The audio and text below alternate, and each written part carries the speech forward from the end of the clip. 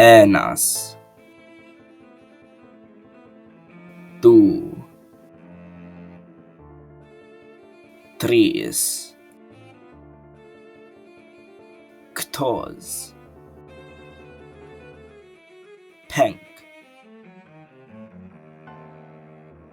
shoch, septum, achta, non, decim, pter, octer, shosar, kad, ke, et, tu. Divis apter kesi, to nomas agrieta, to pshakshimas egemed, to lobas orgeta, echame divis semessi, zasoblam dinam tardine andotu, tis aches apedotu, sem vapetomas achesimans, tin zochtu en pirazomam, osa zazosotu karat. Those excerpts were in a conlang I made called Pontian, though its endonym is Kolchishkas. Pontian is an a posteriori language I made as a hypothetical additional branch of the Indo-European family.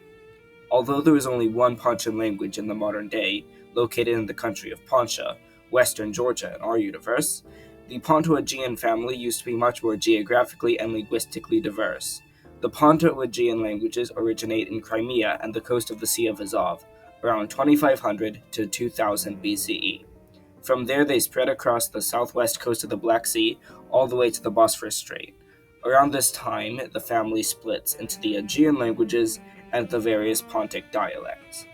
From there, the various Aegean states and tribes spread south, competing with the Mycenaean Greeks and the Hittites, but they were not able to gain any dominance in the region until the late Bronze Age collapse, when several Aegean tribes joined the Sea Peoples and attacked numerous cities in the Mediterranean, leading to the collapse of Mycenaean Greece and the Hittite Empire, as well as the Greek Dark Ages.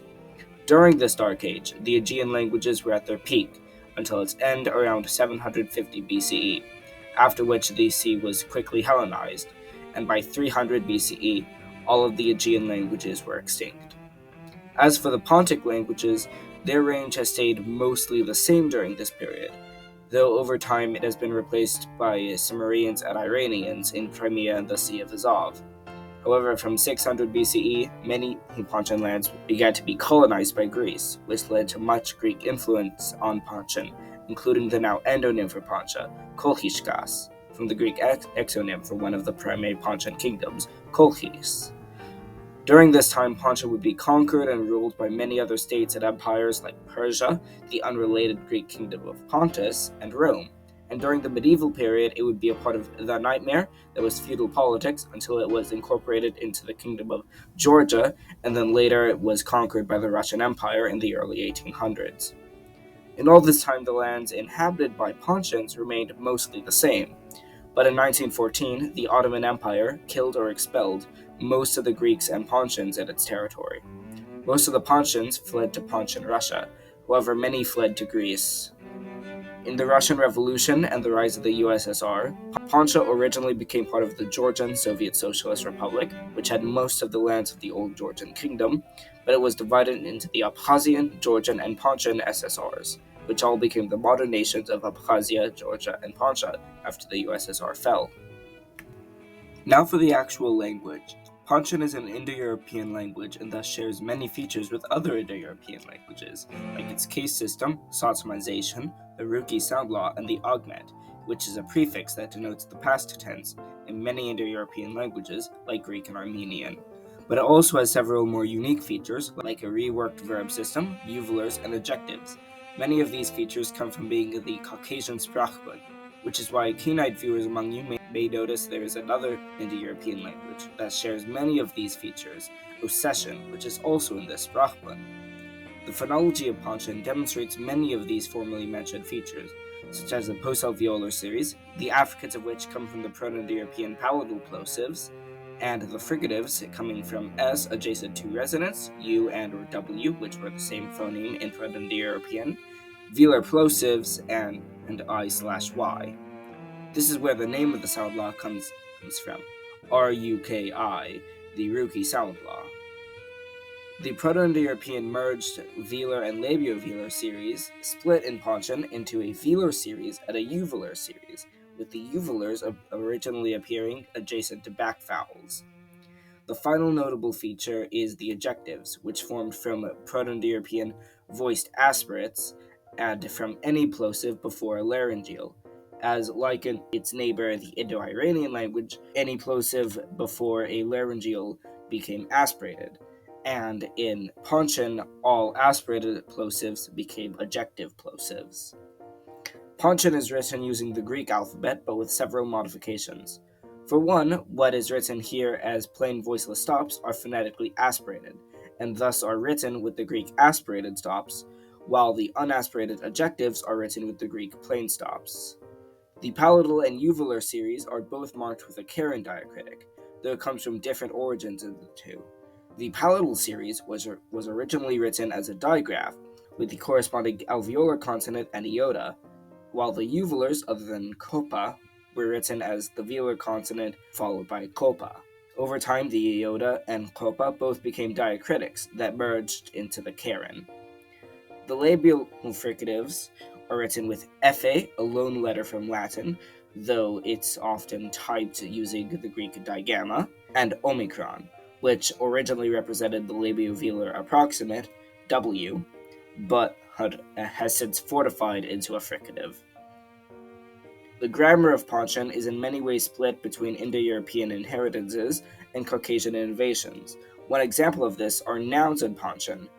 They are similar to many Indo-European languages, with 7 cases and 2 numbers, but they have no gender. This is an influence from Caucasian languages like Circassian and Georgian, neither of which have gender. Verbs have been nearly completely reworked from Proto-Indo-European and look more similar to Georgian verbs than other Indo-European languages. The Indo-European style of person agreement, fusional suffixes, has been replaced by pronominal prefixes in all but the indicative, where person is double marked. Even in the indicative, the prefixes are often more important than the suffixes, as many of them have merged, or in more informal speech, they can even be eroded altogether. There are pronominal suffixes for subject, direct object, and indirect object arguments, and for genitive constructions, which can prefix onto both nouns and other pronominal suffixes. Many of the prefixes have allophonic differences depending on the following phone. The prefixes consisting of an obstruent assimilate in voicing to following obstruents. The third-person singular nominative prefix assimilates its place of articulation to a following consonant, as do all nasal codas. And many of the third-person prefixes are elided before another vowel, including the other third-person prefixes, meaning that many third-person arguments need to be either inferred through context or specified through explicitly stating them outside of the verb. Tense, aspect, and mood in Pontian are encoded through 14 verb screeves, formed from 4 tenses and 3 moods, plus the aorist and imperative. The tenses are formed by prefixes in the past, present, future, and perfect. The past prefix is the previously mentioned augment, while the others come from all auxiliaries meaning go, finish, and stay, respectively.